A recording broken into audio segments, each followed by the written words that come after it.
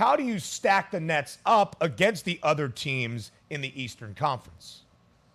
Yeah, it's certainly a great question because you look at some of these teams. I mean, the Celtics, they absolutely showed a superior class of basketball almost during that first round series last year against the Brooklyn Nets. And that was a team that had Kevin Durant. That was a team that had Kyrie Irving out there. So that's probably the toughest team. And when you look at the challenges that they'll face, I think Boston has to be ranked up there with probably the biggest contender going against the Nets. You look at Milwaukee, and you can never count them out. That's an organization that has been so well run and developed its talent so well that they're going to be up there, and they're certainly going to be, like I said, they're playing the Nets early, and they're going to be a great litmus test to see where this team is.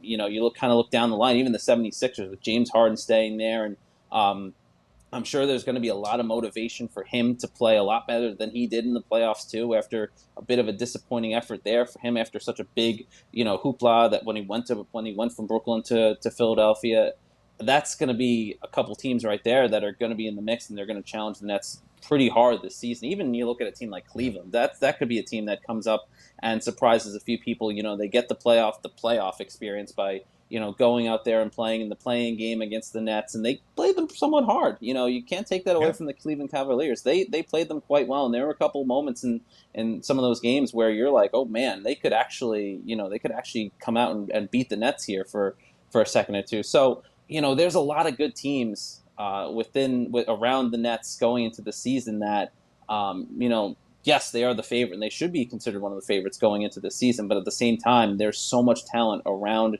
them, and teams that have a lot more of the cohesion and less of the drama, right? Because I think that's one of the biggest things that Sean Marks and Steve Nash are trying to get away from this season is the drama. And they talked about it so much at that May press conference that started this whole chaos for the summer, ironically enough. And so they're going to want to kind of get away from that, and but that's going to be tough this season. These other teams around them, they don't have that. They don't have the kind of chaos going into the season like the Nets have had so far this year.